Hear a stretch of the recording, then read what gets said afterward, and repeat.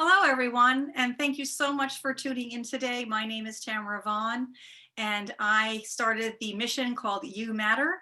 My Instagram account is You Matter IPV. Several people have asked me what IPV stands for. It stands for Intimate Partner Violence. And just to give you a little background about what You Matter is and does and what our mission is our mission is to provide information to anyone who is or was in an abusive relationship or their family members or someone that loves them. And we are here to provide comfort and information in a non-judgmental environment. Also a part of the mission is to interview individuals, victims, survivors, and organizations that help those, and tell their story to give them a platform, because we know that we are stronger together and sharing information empowers others. So my first official guest today, I'm so thrilled to have Nicole Michal today. And she has a very powerful story. And one of the things when Nicole and I had spoken before today's interview was, if this could happen to Nicole, it could happen to anyone. So we're going to have to share some powerful information today. And I just want to give you a little background about who Nicole is. Nicole is a spiritual business coach that helps her clients make more money, especially women, because in her 15 plus years of working with nonprofit organizations and businesses, the one common thread that Nicole has noticed is that very often very powerful women make less money. Nicole is also an avid yoga instructor, and of course she has an avid yoga practice, and that is a very big part of her story today. But I do want to mention one thing before we get started. Nicole had shared the wheel that shows the how domestic violence, the power and control wheel that helps domestic violence victims really identify abusive behaviors. And a follower on my Instagram account reached out to me and said that until she saw the wheel and those behaviors, she didn't realize that she had been a victim of domestic violence in her own marriage that now has ended. So thank you for sharing that information, Nicole. And I'm more than happy to share it with the audience, because again, this is why we are stronger together. And again, I thank Nicole so much for being here today. And what I want to do now is, Nicole, would you please introduce yourself to the Sure. audience today and tell them more about who you are? Yes, Tamara, thank you so much for having me here. It's an honor. You did such a great introduction about what I do now. And this is my first time really sharing my story in any kind of public forum. And so I'm really grateful to you for giving me this opportunity to do this. It's Thank you. been in my heart to eventually be able to speak about and tell the story of what happened to me so that it could help and empower other women and just open their eyes, like the story you told of your follower on the Instagram account. That wheel opened my eyes to what was going on in the relationship. And so when I tell my story, I hope that it helps, people who already identify as survivors, um, and people who have left the abuse or overcome it or found a way out. But also maybe it will reach people who may be in an abusive situation and don't know it. They aren't aware yet of that what they're enduring is actually called abuse. And that was my story. So you did a great introduction of what I do now. Today, my primary mission is, as a business coach, to help women be empowered around money, to make more money, to feel comfortable with money, to save their money, to be self-supporting, and to not undervalue themselves, because so much of my story is that I undervalued myself. I'm sure that's your story too. Hmm, How did we end up there if it wasn't for being undervalued, right? that's right. Yeah. Absolutely undervalued myself. And financial abuse was a very, very big part of my own story. Yeah. Okay. Well, so financial abuse, I luckily, by the grace of my higher power and my good sense and things that had been instilled in me from a young age, I always had a job while I was in the abusive relationship, and we weren't married. So I had my own money, and I really credit having my own money to a large part of why I was able to kind of get in and out of that relationship so quickly. The whole thing lasted maybe a year and a half. If we had gotten married and he had started to take control of the finances, God knows what would have happened to me and how long I would have been there. And it just breaks my heart when I hear women tell me that, the man in the house controls the finances, that they don't have access to the bank account, that, they don't know if something were to happen to their husband, they don't even know how much money they would get in terms of life insurance or any kind of, anything.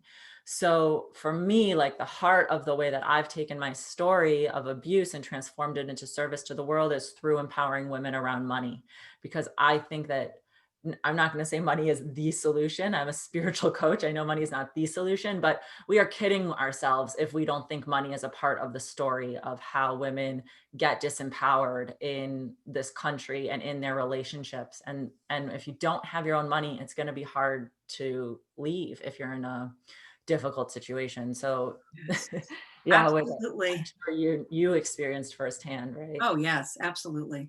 Yeah. Yeah. So I'll just tell my background a little bit, tell my story. I'm 37 now. This relationship started when I want to say 33 or 34. I don't even remember now. And I'll just give away the happy ending. Today I'm engaged. You can see. Congratulations. That's Yeah, thank you. wonderful. Yeah, to a very wonderful man who couldn't be more different than the story I'm about to There tell. are good men out there. That's Oh, something that I really want to uh, let the audience know. This whole channel is not about bashing men. There are a lot of good men. We also know women also can be abusers. Anyone. So, but please, I'm so happy for you and yeah. congratulations. Oh, thank you. Yeah, well, it's very exciting. So that's the happy ending, and I'll tell the rest of the details. So I got into this relationship with a man who I met through a spiritual yoga organization. So, like you said, yoga is a big part of my story. I was involved in this yoga organization where I trained to be a yoga teacher, and the organization was, as many yoga organizations are, fairly hierarchical, and most of the people at the top are men. So it was at this time in my life when I was really struggling with my spirituality and my identity. And I met this man in the yoga organization, and he was older than me. And, in my mind, kind of hierarchically, I placed him above me in some way. I really looked up to him. And in the beginning, the relationship was wonderful. It was lots of fun, and we were having a great time and trips. But there were little warning signs, which I ignored or brushed off. Um, and people also kind of brushed off for me. So I want to talk about a little bit how it's we as women, I think, have, at least I personally, and I see this in my clients all the time, we have a hard time trusting ourselves. So I saw these warning signs and I would ask other people about it. And they would say things to me like, well, he's Latin. He was from South America. He's Colombian. So say, well, that's normal for Latin men, and I had like a red flag up, like, I think something's off here. And they're like, no, no, that's normal for Latin men. Or, that's just normal jealousy kind of things for Latin men. That's cultural, which is why that domestic abuse hotline, the wheel, was so helpful for me, because that was the first time I saw it laid out and called abuse. Everyone else had been calling it cultural differences, which when I look back, honestly infuriates me. Like that we would, kind of whitewash abuse as a cultural difference. But Sure. I saw these red flags. Some of the red flags, just to enumerate what they were that he told me to stop wearing makeup. He said, oh, you look pretty enough without makeup. You don't need to wear makeup. He started to try to control my clothes. Like, oh, you don't need to wear something so fancy. You look better in basic clothing. Things about who I was that I see now were threatening to him. He tried to kind of clamp down on. After maybe 6 months, we moved in together very quickly. So the relationship moved very quickly. Another kind of warning sign, the abuser usually wants to move in and be very close very fast. Hmm. And when I moved in was when things got really bad. So all of a sudden he sat me down one day and he said, if you live here, I want you to know I will never do any housework. I will never cook anything in the house. I will never clean up anything in the house. If you don't want to do the dishes, we will eat off of paper plates, but I will never do anything. I don't want you to ever ask me. It's not an expectation. Also, I will never marry you and I will never have kids. So he was very clear about his terms, right? I mean, I could have just been like, all right, see ya. Like, that's not going to work for me, Mhm. But I was in this mode of like, oh, love is service, and this is an opportunity for me to learn how to serve, because that was messaging I had gotten from the yoga organization. Love is selfless service. Love is selfless service. Serve, serve, serve, selflessly, selflessly. It didn't occur to me that those things were abuse. And it says in the wheel that acting like the king of the castle, having very strict gender roles, refusing to help out around the house is actually abuse. I Yes. didn't know that. I had no idea. I thought, oh, cultural differences. He's from Latin America. He doesn't cook, bullshit. So he said that to me, and I agreed. I undervalued myself so much. I was thinking, oh no, okay, so Mhm. what? This is the cost of being with him. So we're in the relationship, and slowly, we only lived together for 3 months before it erupted in violence. And I have to say, I'm grateful it erupted into physical violence on some level, because I may never have known I was being abused if that didn't happen. The emotional abuse, I think many of us experience emotional abuse, but because it doesn't erupt into anything physical, we don't realize that it's abuse. So the physical, when he hit me, it was a wake up call. Yeah. But you know what? I needed to wake up. I was in it, and I needed to know what was happening, and I may never have known. I don't know. So we were in, what happened was I broke our schedule. We had a schedule, right, of things we did together. That he We dictated? That he dictated, yeah. I mean, I kind of had a little bit of a say in the schedule, but not a lot. It was a fight if I said, "Hey, I'd like to do this on Tuesday night instead of that," or whatever. He would say, "Okay," but then later on there would be some sort of fight, which is generally the case in an abusive relationship. They don't always outwardly say, "No, you can't go do that," but then we would get into a fight about like the dishes, or some other fight would come up that I could always somehow tie back to the fact that I had like broken our unspoken agreement that he would make the decisions and I would go along with it. Sort of like a misdirected retaliation. Oh yeah, I think that's normal in abusive relationships. Like, even abusers know there are some things that would be categorized outwardly as abuse. So they can be very sneaky in terms of making it so that you can't see the abuse, because if they were to do or say that in public, it would be abuse. So it happens, behind closed doors, and it's never quite clear. Like, it's not that he got mad at me about breaking the schedule, right? He'll say, "Oh, I got mad at you for something else," but in your heart that you rebelled and he got angry, right? And Mhm. I mean, Yes. I think that happened. So I had, usually went to this yoga thing, and I'm Jewish, and I went to go celebrate Yom Kippur. And I had said to him, I'm going to celebrate Yom Kippur. And he was angry. And I was going back and forth about it in my mind. Should I celebrate? I know it's going to make him mad. Is it worth it? And I, in the end, decided I need to go celebrate. This is very important to me. It's something I've always done. I'm going to go. And I said, I'm going to go to Yom Kippur. He lost it. I left the house. He wasn't there. And I just left to go to services. And he told me, "Don't come back here. Don't even bother ever coming back here. You left, you abandoned me, and you're not welcome back here." And I was like, "Well, that's where I live. So I'm coming back. And, either we'll work this out or we won't, but I'm coming back to my house." When I got home that night, we got into a huge fight, and I'm a yeller. I get aggressive when I'm in a fight with someone. So I was yelling back. He was yelling at me about what I had done, right? What I had done. What I did was go honor my religion and my tradition. Right. But You're defending yourself. I was defending myself. I said, "I didn't do anything wrong. I'm allowed to go. This was important to me. I told you I was going." He lunged at me. He grabbed me at the throat. He threw me off the bed. He very badly injured my knee, which I still have pictures of. Thanks to one of my mentor who said, "You have to document this. Take photos of your knee," because I couldn't walk for 2 days. Um, and That's when I knew. I Googled violent domestic abuse after that. And I realized I wasn't safe, and I started planning how to leave. But I didn't want to end the relationship. Isn't that crazy? I didn't want to. It's not crazy because we did Typical. that. It's typical, right? I wasn't So, ready. they'll get better. I Yeah. can help them. Or I can change more. Right. Or I can change more, right? I can change more. Or if I leave this, what does that say about me? Another failed relationship. I was very sensitive to my age. I was 33. All my other friends were married. I felt like a failure that I hadn't been able to have a good, successful relationship in a long time.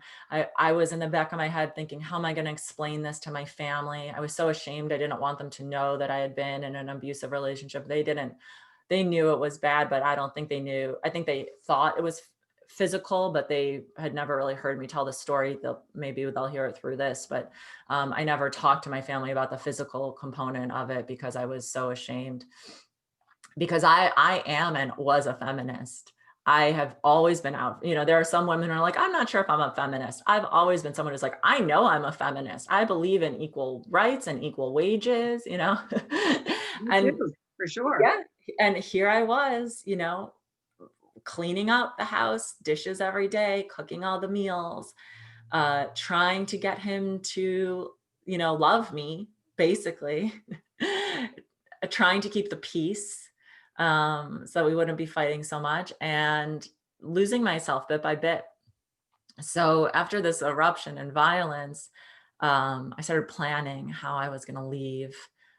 Not the relationship, but I knew I needed to get away for at least a little while. So we had another eruption just 6 days later, right?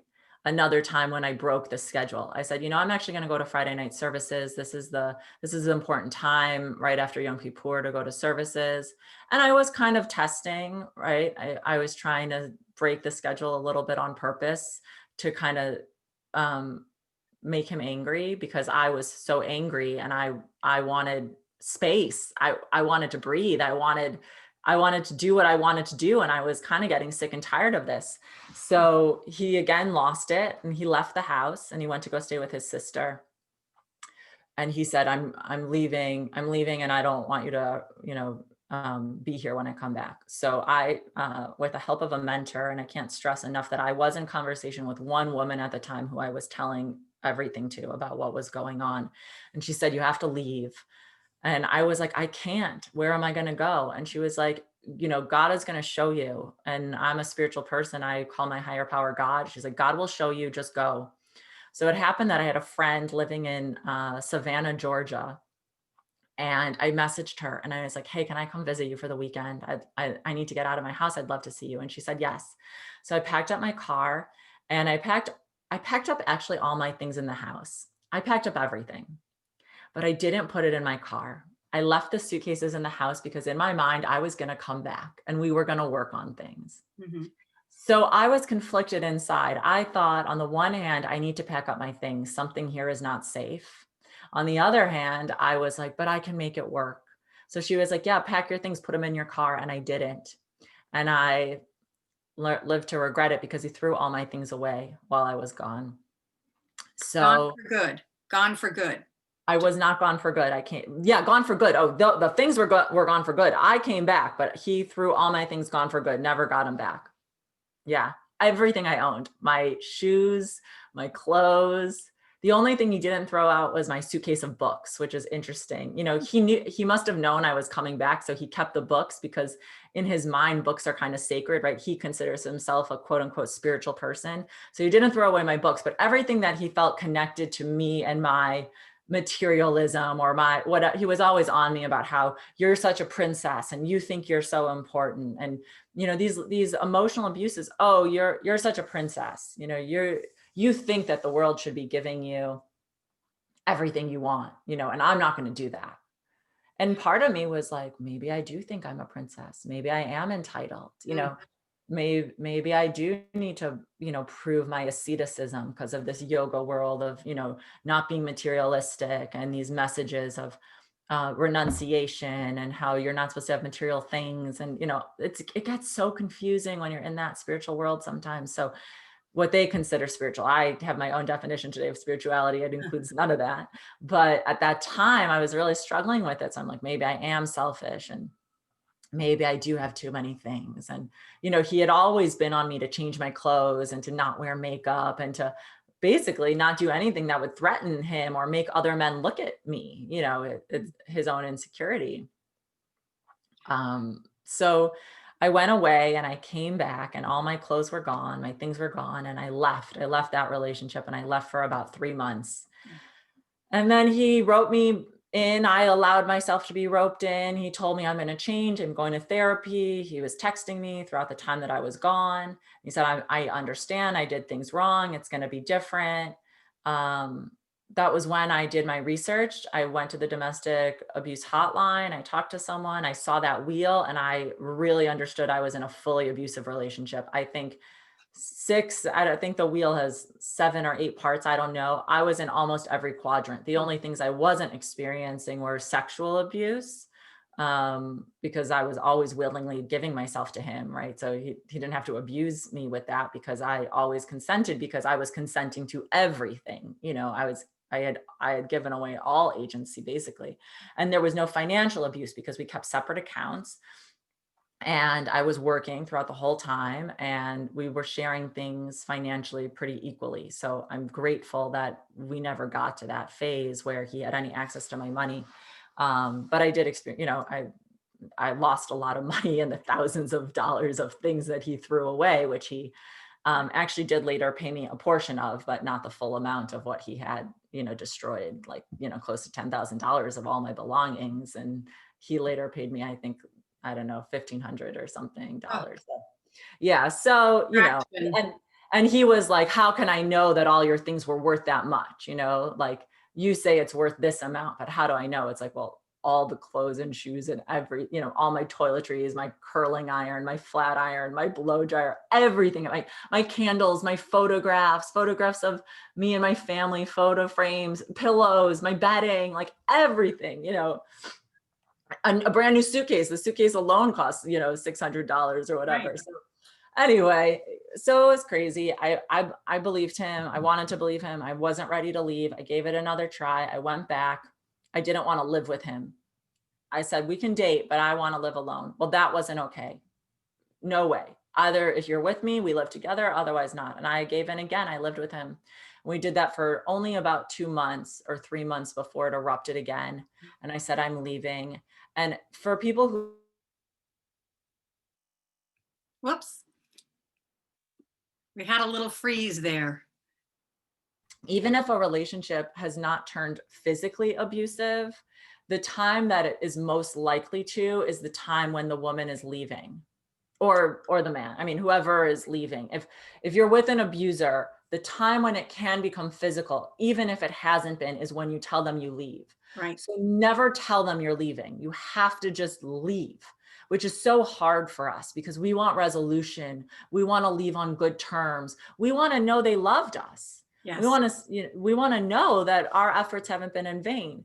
And you have to reconcile inside that you're going to have to leave without any of that closure, and you're going to have to get to it on your own through, your deep work and your therapy and your practice.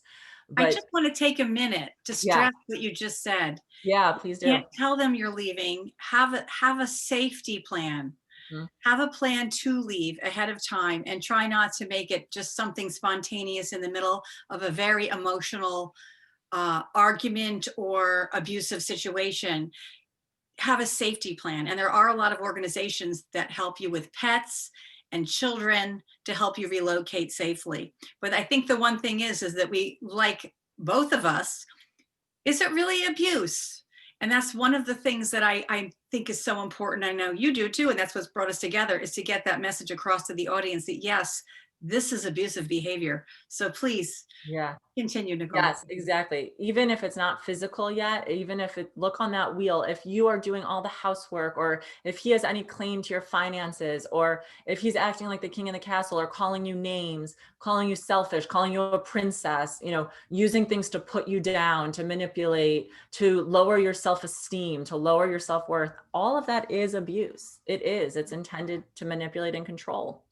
Absolutely. I know a lot of the abuse that I faced, I was never struck, but Mhm. it was sexual assault, rape, and financial abuse. And then, of course, the emotional.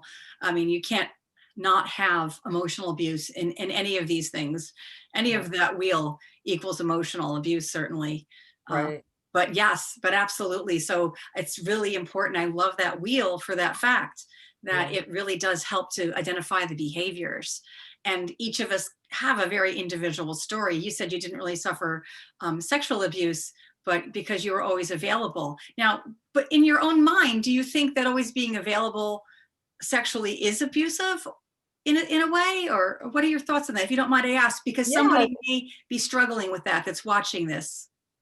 I think I think it's abuse, or maybe not abuse, but there's an imbalance, and it's not healthy when there are certain terms that you have to meet for the relationship to stay peaceful. It's taking advantage, certainly. It's taking advantage and setting up a structure where you're not equal. So if there are conditions you have to meet for the relationship to be a relationship, right? If you feel like, oh, if I don't do this, he's going to leave me. If I don't do this, he's going to break up with me. We all have needs in a relationship, and it's fair for us to say, this is my need. And, can you meet that need? And what are your needs? And can I meet your needs? But if it's entirely one-sided, where he's saying, these are my needs and you have to meet them, and doesn't take into account your own needs, your own need for space, your own need for time, your own need to be alone, your need to do other things, then the whole setup is abuse. So in my mind, I knew that if I ever denied him sex when he wanted it, he would get infuriated. Right. We would fight about something. And there was one night that I didn't consent because he, came home very late, and he wasn't really a big drinker, but this night he had come home drunk. He was angry at me. I was in a 12-step program, which I've been in. And that 12-step program kind of saved me and helped me out of this relationship, because I had a mentor in the program who helped me throughout the whole thing. But he was very angry that I was in the 12-step program, because I know now it made him insecure. What were they saying to me in the program? What was I learning? When it was yoga, he could control the messaging I was hearing. He used to get mad when I would read spiritual books that weren't the same books of our organization. He used to say things to me like, your mind is all over the place. Which in yoga, we do say our mind is all over the place. That's the nature of the mind. The mind jumps around from thing to thing, right? Yes. And the goal of meditation and yoga is to train the mind, sure. So he would take these messages, so smart, right? He would take these messages he knew I was getting and turn them into like controlling, manipulative, abusive statements. Like, he wasn't saying your mind's all over the place, my mind's all over the place, we're all humans, our minds are all over the place. It's your mind's all over the place, and that's why you need to read these spiritual books. And it should be enough for you to only read from what's in our organization. You shouldn't be reading these other spiritual teachers. And in my mind, I was like, this is total BS. Like, what? And I knew he was insecure, and I would make excuses for him. Oh, he's just afraid, he's insecure, he'll grow out of it, kind of thing. Like, this was a grown man. He was 42, 43 years old at the time. If he was going to grow out of it, it would have been by then. He wasn't growing out of anything. Right. It's like controlling the media that you watch, controlling the books that you read, because all of these things are going to influence our own opinions, and then he wouldn't have control. Absolutely. I remember my abuser didn't want me to see a movie that came out. It was The Last Temptation of Christ, and Willem Dafoe. Well, the book was written in, like, I think the 40s or something, and Willem Dafoe was the star. And I'm a huge Willem Dafoe fan, and I really wanted to see it in this point of view. And I remember my abuser said, I forbid you to see that movie. And he went traveling, and the first thing I did was, in those days, I went down and rented it and watched it. Right. But I still did it in a sneaky way, which I shouldn't have had to have done. Exactly. That's what I wanted to say is, if you're sneaking things, I went to go get a manicure once, and I didn't tell him I would go get manicures, because he would get angry. That wasn't in the schedule. I said to him, he said to me once, what'd you do today? And now my fiance says all the time, what are you up to? And I don't have any feeling in my heart or in my gut, like, oh no, am I going to get in trouble? It's just a question. I'm like, oh, I bake some muffins. Yeah, right. There's no judgment. I went for a run. I went to get a manicure. He's like, oh, great, babe. I'm so happy for you. It sounds like a lovely day. When I used to tell him what I did, he was like, well, that wasn't in the plan. Yeah. How did you have time for a manicure? It was only okay for me to go to the grocery store, to buy groceries for us, to, do these kind of list of approved things. And I was getting this feeling in my chest, like, I can't breathe. Living in that house, I couldn't breathe. And I was like, what's wrong with me? Why can't I breathe? And it was because he was so strict. He had me in a vice. Yes. And I couldn't breathe because everything I did was wrong. It was always wrong. And that's another thing that my mentor at the time said to me. She said, one of the characteristics of abuse is that the abuser sets up a set of rules that you have to meet in order to meet the requirements of the relationship. And you meet those requirements. And then the abuser raises the bar. And then you have to meet that bar. And then they raise the bar again until there's nothing left of you. And one of the characteristics of abuse is that the bar keeps getting higher and higher. So you can never win. You think, oh, if I just do this, if I give up my manicures, if I give up synagogue, if I give up church, if I give up Willem Dafoe, if I, but Not going to seriously, happen. right, exactly. But so we start sneaking these things. We do, Right. I still did it. You still did it, right? I went to get manicures. I just did it in secret. I went to my 12-step meetings, but I didn't tell him I was going. Right. This is reminding me of, I love Louise Hay. She's passed away now. Yeah. And there was a woman who did a series of talks with her name. I believe her name is pronounced Christiane Northrup. And she was an OBGYN, and she talked about how being trained like a man in surgery, and did that very well, and then ended up becoming very spiritual and in touch with completely counseling her patients differently. But the one thing she said that was interesting, she said, I would always something like, I would never tell my husband the truth if I was going to get a massage. I would say I have to go grocery shopping.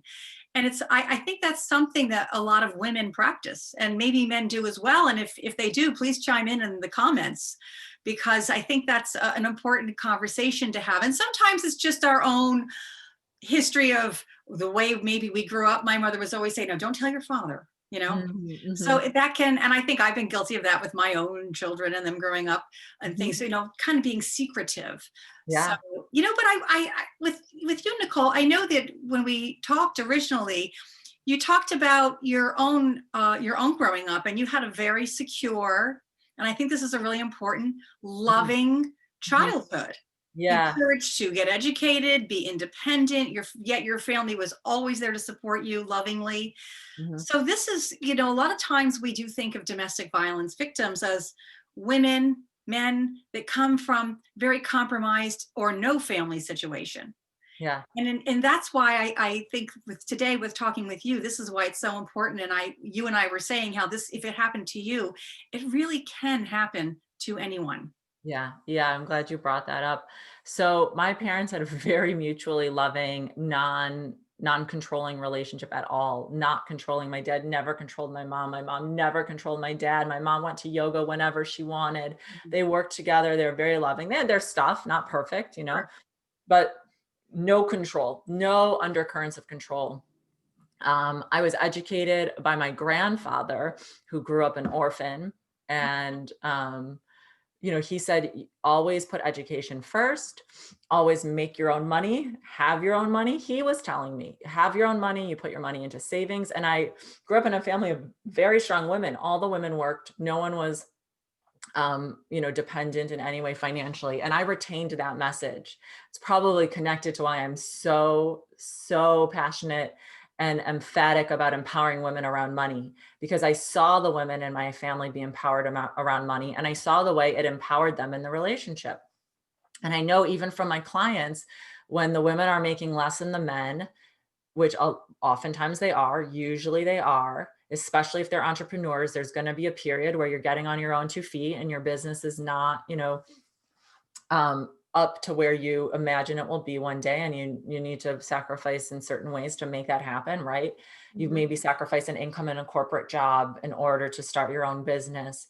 And I work with women like that, and the men make more money, and it creates an imbalance in the relationship, because it's like the money is not ours. The money is more his, and whoever makes more money has more of a voice. It's like, and I see that dynamic even in healthy relationships. That can be an undercurrent of what goes on, and I don't think it's talked about enough. And I hear my clients make jokes about it. I had one person say to me, "Oh yeah, my husband calls my job a hobby," And I don't think that's abuse. I don't want to go that far, but it's definitely a level of like some disrespect that they don't maybe even intend. They may not realize, but it's again, putting women's work as lower than men's. Right. It's not as important. It's, if you lost your job, it's not as big of a deal. And you know, it's interesting because women that are my age, I'm 60. So Yeah. women that are my age that maybe stopped working, a lot of us got married in their 20s and maybe stopped working in their 20s, early 30s. And then we had the internet come. And then a lot of us, and I was one of them, went back to work after being a single mom. And it was a big transition for me to have to learn that. And luckily I was able to do that. It was very, very early in the stages of the internet, but it is difficult. And through my jobs, I have met many women through the years that were my age that really wanted to get back into continuing their education or, you know, and getting a job. And it was a big challenge for them, very, very big challenge for them. So that's sort of another layer on top of it for women that are baby boomers, really for more my generation. I'm a younger baby boomer, I want to say, but I'm still a baby boomer, you know, and that Yeah. was another level. I think women, certainly your age, are much more empowered. The thought process of money and certainly how to do things on the internet and through, you know, through work. But still, Yeah. there But there still, is there are abusive situations, and again, it's so important to have this conversation. Now, I want to ask you a question, Nicole. yeah. Was there ever any legal proceeding with what happened? Did you ever press charges? Yeah. So that's a great question. So, the second time I told him that actually he had to leave because it was my apartment and I was paying the rent on it at the time, or actually it was both of our apartments, but I said, you leave, because his sister lived nearby and I was living in Miami where I had no family, nowhere to go really. So I said, you have to leave. I said, I'm going to go take a shower and I want you to be gone. While I was in the shower, you know, as you can imagine, it's a very vulnerable time. You're naked in the shower. I heard this huge crash, and he had taken my phone and thrown it against the wall and broken my phone. And, you know, I hear this crash. I'm scared. I put a towel on. I'm naked. I go out there. I'm afraid he's going to attack me again because he has in the past. Right. So I grab my computer, because on my computer I have messaging to my phone, and I go outside into the hallway with my computer and I texted my 12-step sponsor, who's my mentor. I said, can you please call the police? He broke my phone and I don't have any way to communicate. So she called the police. I sent her, I said, here's my address, please have the police come. So the police came and escorted him out. And you're in a towel. I'm in a towel because I was afraid to go into the house. You know, Sure. I think I threw on a pair of pants or a t-shirt or something, but I'm like wet and half in clothing. And I didn't want to go back into the house in the line of whatever, because I was afraid he was going to smack me or worse. You know, he was furious. Again, the point of leaving is the most dangerous time, because that's when he's losing all control, or she's losing all control. That's when they're losing all control. Now, who is he going to control? Exactly. So right. So she called the police, and this time I didn't do it. He hadn't touched me. So I couldn't, you know, it's again, destruction of my property, which is another thing that's on the wheel, destroying her property. Mm-hmm. Disrespecting someone's property is disrespecting them. You don't know the boundary, right? So, and it's sometimes something that escalates into physical abuse is when they abuse your property. So the police came, they took him out. We lived in a building with a doorman at the time. They put his picture up at the building. And this is important because this is actually the only thing that allowed me to sleep at night, was that his photo was downstairs and I knew the doorman wouldn't let him in and he didn't have access, because every time he left, he never would return the keys to me. It was a way of him retaining power and control. I would say, please leave the key. You know, why do you need a key? Never. He never would leave the key. It was like he would come take his belongings, but he wouldn't leave the key. So I was always paying to have the locks changed. Mm-hmm. Right. So I called the police. Then there was another incident after that. You know, again, this whole cycle continues, where he did hit me again. He slapped me. And I did call the police. I was so furious. I had it. You know, I was like, fuck this. Like, he touched me again and I'm not going to let him get away with it. I called the police. They came and there was a warrant out for his arrest. And then I felt terribly guilty. Oh my God, what have I done? He's going to lose his job. He's going to have a whatever. And in retrospect, I really wish I had pressed charges. I didn't. And actually in Florida, there's a really good law that they passed ever since the OJ Simpson and Nicole murder, where actually it's not up to the victim if you press charges, it's up to the state. So the state took my case, which was not, you know, such an egregious case in the scheme of domestic violence. It was one slap. There are much worse things that happen. So because I said to the state, I really don't want to go ahead with this, they dropped it. They didn't pursue it. But I am grateful that they have that law. I think every state needs to have that law. Right. That I law, thought they did until I remember you told me that is not the case. not every law, no, not every state. I don't think that's a federal law. That's a state law. Florida has it. And this all happened in Florida. I'm not sure which of the states have it, but I'm pretty sure not all states have it. Some places, the victim still has to say, I want to press charges, rather than the state investigating and the DA's office deciding if they go ahead. And that sounds like that was something that was really, really saved you. Yeah, I mean, they didn't press charges against him, but because I called the police, I could have gotten a restraining order if I wanted. I had a friend who was a lawyer in Orlando who was kind of counseling me and saying, this is what you need to get a restraining order. And there were times when I did consider getting a restraining order, but I didn't end up pursuing it. And but in retrospect, I'm upset that there haven't been repercussions for him. I'm upset. I think there should be. I'm upset that this happens all the time.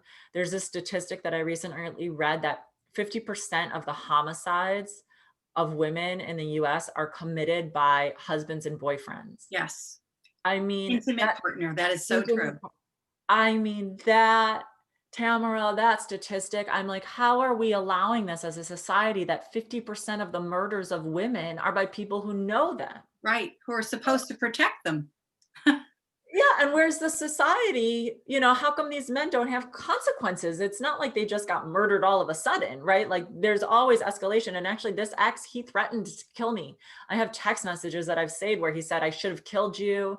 I should have killed you when I had the chance, and so I was terrified. So I luckily, because of my financial independence, was able to live in a building with a doorman where I could feel safe. But if you don't live in a building with a doorman, I mean, my nervous system was shot, and it still is. I mean, I still have PTSD from all of those nights of being like, is he going to sneak in? Is he going to kill me? Can I go to sleep safely? I would jump at every sound I would hear because I knew he was vindictive and he was furious I had left.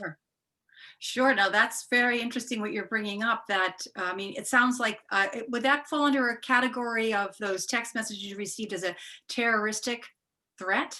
I don't know. I never looked into legally what I could categorize those as, but I mean, it's definitely, I would say it's intent to commit violence. I mean, he said, I should have killed you, like that's a pretty big thing to write to someone. And I screenshotted those and I saved them at the recommendation of my mentor. So just want to say I was conflicted. I didn't want to ruin his life. A part of me thought I loved him. And, there were aspects of the relationship that were good. That's why it's so confusing. Sometimes it could be so good. And then other times it can be so bad. But I still took my mentor's advice and I documented the abuse. And I just encourage anyone, if you're listening and you're like, oh, this sounds like a situation I might be in, just please document it. Even if you might never have to do anything with it. I'm not saying you have to go to the police. I know the psychology of victims. I know that we as victims shame and blame ourselves. And we're shame and blamed by society. Well, how could you stay with someone like that? Why would you stay with someone like that? That's what I was thinking. People are going to judge me and they're going to say, Nicole, why did you stay? And I stayed because I was so confused and I undervalued myself and I was so afraid of leaving. I was afraid of being alone. And a part of me believed the things he said. Part of me believed I was selfish. Part of me believed I was washed up. We always know the people we love or who we live with's triggers. So he knew, of course, one of the last things he said to me was, there's a reason you're 35 and not married and you'll never be married, right? Well, but like being married is the end all. Yeah, exactly. Like that's it. Wait, so if 50% of women, the deaths of women are by an intimate partner, marriage is the end all. Yeah, not a great thing. It's not really aligning to me. Something's off there. But he knew that was a pain point for me, right? He knew that I had watched my friends get married and he could sense I had insecurity around the fact that I was not yet married. And that is a societal message too for women. Totally. It comes from that. And there's nothing wrong with never being married. But yes, there are those sort of societal messages in the media. And I really believe that the media and those societal messages really have as much influence as our own upbringing. Yes. They reinforce those negative messages that women are constantly fed.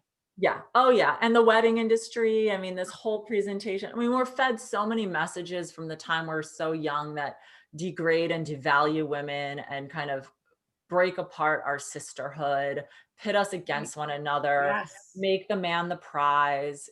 As I was reading more about teenagers and intimate partner violence, the way it's constructed is that the man is the prize. So the teenage women are competing for Yes, male attention. they are. And even if that male's a piece of shit, who's Right. gonna beat them, I mean, look about Chris Brown and Rihanna. I mean, he beat the shit out of her, He right? did. And no, hardly any consequences there, right? I mean, did his career take a hit? No. Look at our Supreme Court justice Yeah. who, you know, Which one? tried to tried to rape a woman and Right. still was elected. I mean, whether you agree with that or not, Sure. uh, Right. that it may or may not have happened, there's enough evidence to suggest that there are real problems there, right? Yes, absolutely. And society just said, no problem. It was a long time ago. Yeah. Right. Right. It doesn't, that's the thing that's so interesting. And people were critical of her. Oh, the woman, Christina, her last name is not coming to me, but she didn't remember how she got home. Yeah. Well, it's Well, very interesting. A lot of, we now know how memory is affected by trauma. So I do think that trauma is finally, and the brain is finally getting a place in the conversation. yeah, it And is. But still, they used that against her they and he did. was appointed. Right.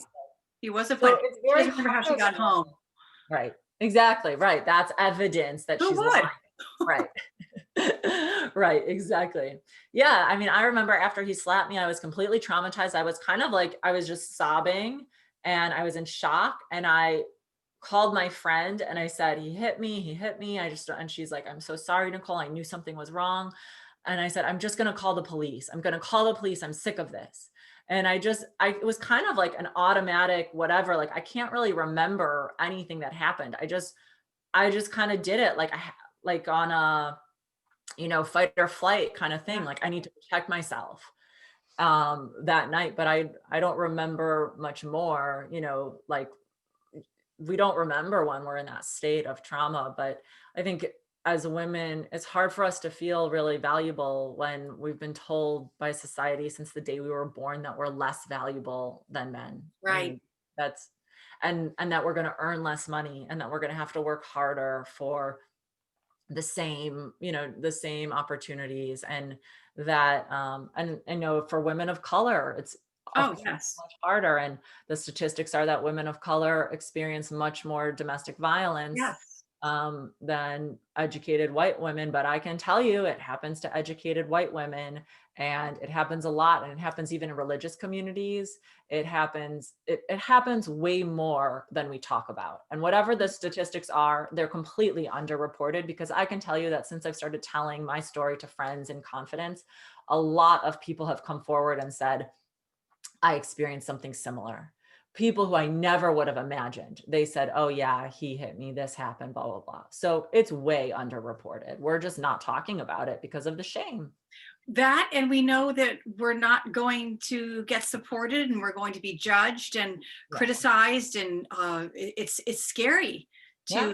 to press charges because you just don't know. It could be so bad for you Yeah. that you may say, I really wish I didn't do it. And I have heard people say that. Yeah. The reason they didn't is because of what was the attack they were going to receive. Right. And Right. yeah, it's very difficult. Family members on both sides, and Very the difficult. judgment if children are involved, Yeah. pets. I'm Yeah, grateful I didn't have pets or children, and I stayed financially independent. And that's why in my work, I always work so hard with women. To have a successful business, you have to have a lot of self-worth, a lot of self-esteem, yes, really believe in yourself. And I did so much work, and I'm still working on my own. But, having grown my business to six figures and helping other women to grow their businesses or their mission-driven organizations to six figures. Thank you. wonderful. Yeah, thank you. Yeah, I made $105,000 last year. That's wonderful to hear. Do you hear that, women? You too On my can make own. $105,000 Yeah, on my own, this my own year. business, 105,000. Maybe you have. Yeah, yeah, and it's possible. I want people to know that's possible for them. And we can be fully self-supporting, and we can say how much we earn without shame. Right. That's I want us to Why talk be about. secretive? Yeah, why? I mean, we're always, how much do you earn? Oh, it's a big secret. And it's like, we feel shamed if we're earning, 20,000 or 30,000. I want people to say, I feel good about the 30,000 I earned, because there was a year, 2 years before that, when I only earned 45,000. Mhm. And I was like, you know what? I earned 45,000. I supported myself. I got out of an abusive relationship. I bought a car that year. Mm. I always paid my rent, and I just did what it had to take. And we can do that. We women are so strong, but we give away our power because we've been told that we aren't as strong as we are. But, even in that year of $45,000, I made it work.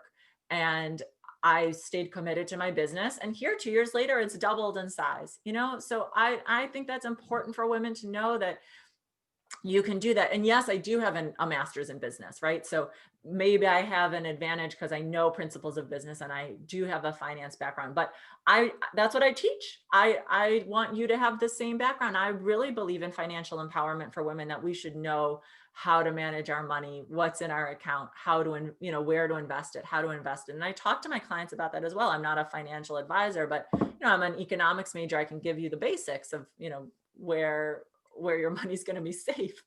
Well, that's Or, so important because, yeah, yes, again, value, our personal value and yeah, money is often conflicting for women that yeah. we're not supposed to earn. I knew a young girl I used to work with, and she was very involved in her church. Mm, And she considered herself a Christian. And I'm not saying anything against anyone who is a Christian or anything. I'm just telling you what this young woman told me. And mhm, she said through her church, there was sort of a shame with mhm, making too much money. And she got that also from her own mother. That was the message that she got from her mother. And she was working so hard to really reprogram the mm. way that she was taught and to encourage other women. But yes, and so certainly things like yoga, even, I know yoga is not a religion. I'm not saying Yeah, that, but but it's a spiritual practice it's a that has spiritual messages practice. about money. Yeah. Right. And that there is very much a patriarchy there. I know certainly Oh, yeah.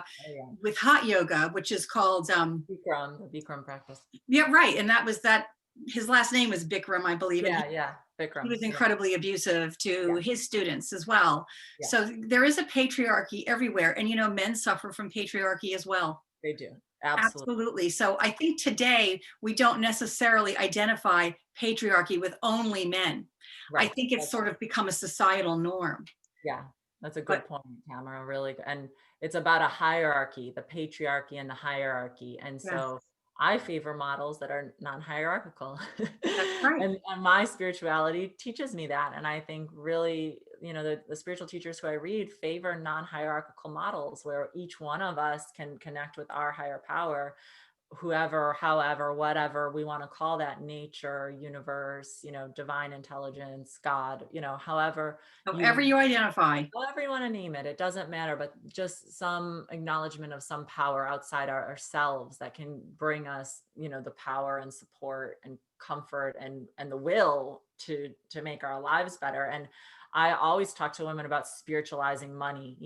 Money is, just like everything else, part of this beautiful divine world, and there is a lot of it, and it is intended for you. And I was confused. He also used to say to me, he wouldn't say anything to me about um, my my money, but he didn't really support me having my own business. Mhm. And he wasn't, super generous with his finances, even though he did make more than me and he knew what I was doing and to build up my business. And he was critical of decisions I would make around my Mm. money and around my finances. And so again, I just didn't tell him. But Right. that's not how it should be. That's not how it should be. And I believe women can have their own finances and they don't need to run every decision by their husband. I make financial decisions. I don't tell my fiance, our accounts aren't joined yet. I run my business out of my finances, and he has very different finances. He's 16 years older and makes a different salary than I do. But I make independent financial decisions. That's fine. You're bringing up an amazing, I have it, I see an opportunity here to get a little um, professional advice from Sure. you for women that might be listening. Yeah. If a woman is to marry and you're talking about joining accounts, is it important, do you think, to have an account together and each husband and wife, whatever the situation, have their own account. Do you feel that's important?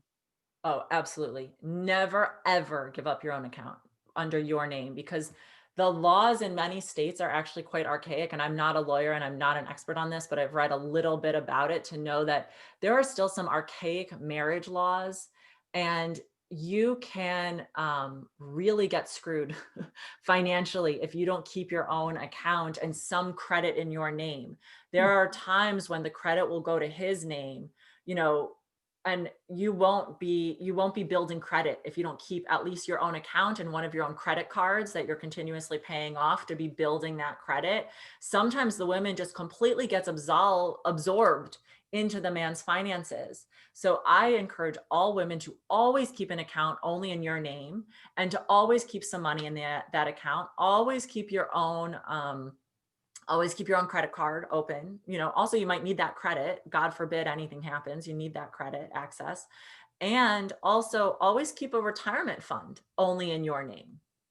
You have to have your own retirement fund. I have my own retirement funds. My fiance has his own retirement funds, and we will have a joint retirement fund when we get married and join finances. And we will also have a joint account, but it will not be in place of my individual retirement fund and my individual account. And I also want to encourage women to have these conversations with your partner, whether you're, whoever your partner is, if you're two women in a partnership, if you're a woman and a man in a partnership, whatever the genders are, have the conversations about money openly, honestly, before getting into the marriage, because it's a very important part of marriage. It affects your taxes. It affects so many things. Like, I am going to have to pay more taxes because my fiance is in a higher income bracket. Marriage is detrimental to my business. Hmm. So we have to talk about that. And Right. I have to say to him, listen, I would like you to pay these additional taxes if that's what I feel. Or I have to decide I'm okay paying these additional taxes in exchange for more access to your Social Security and remember, you're only entitled to your partner's benefits after 10 years of marriage. Hmm. So I have to have something that says to him, listen, I'm only going to be entitled to your Social Security after 10 years. And what if something happens after 6 years? What happens to me then, right? So contingency plans, plan A, plan B, plan C, think about the future. We don't want to Prenup? have for sure we have a prenup because he has a Right. lot more money than I do. And I agreed to that. We're both reasonable people. I said, yeah, what you made before me, that's yours. But what happens in the relationship when we're married, I also need to have some recourse. Of God course. forbid something goes wrong, that I also do get some money, right? And if you have a child, that will also change quite a few Correct. things. Everything. So you have to have these conversations, and you're probably going to have them more than once. And we have our conversations with a therapist because money is a triggering topic. And I think if you need to have a therapist present, do it. There's no shame in it. A mediator. It is Yeah, very helpful.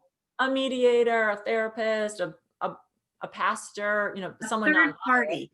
Yeah, just And it's not someone who's going to tell you, the woman, oh, don't ask for that. Like, no, I'm just so tired of us being hushed as women, be agreeable, keep your mouth quiet. Like, no more of that, that's this, right.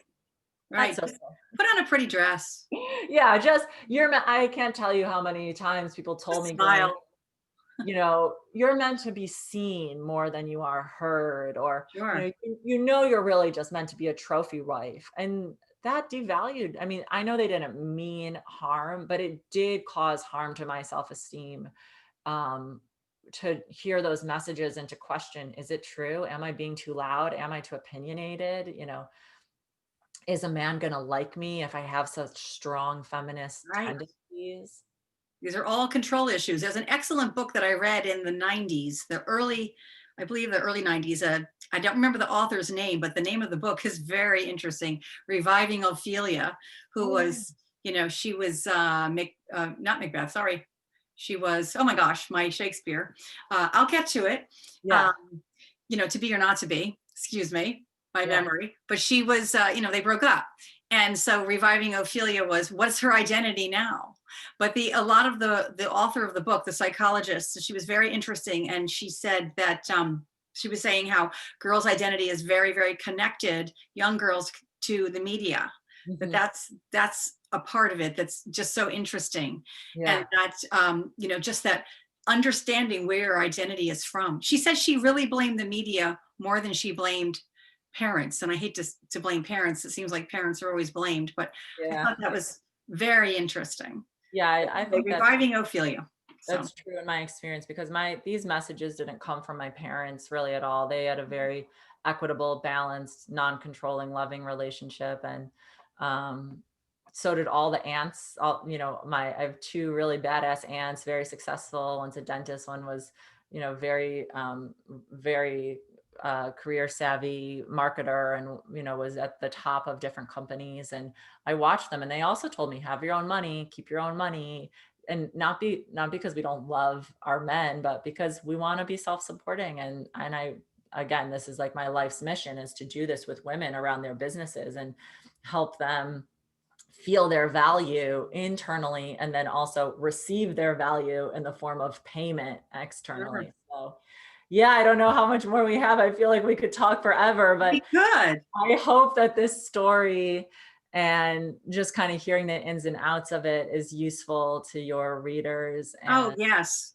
Yeah. Yes. Is there anything you feel the audience needs to know before we end today? Oh, what do we need to know? I want people to know that this happens a lot more than we talk about. And if you know someone, if you love someone who you think might be in an abusive situation, the best thing you can do for them is really reserve all judgment and just tell them that you're there for them. When things got really bad, I called my family, and my dad flew down from Chicago to move my stuff out of the house we had been living in, what was left of it. There wasn't much of my stuff left. That was after he threw things away.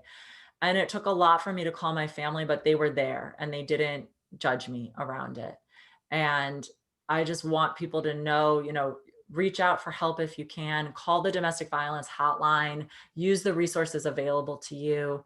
We're losing too many women, too many good women. They're dying.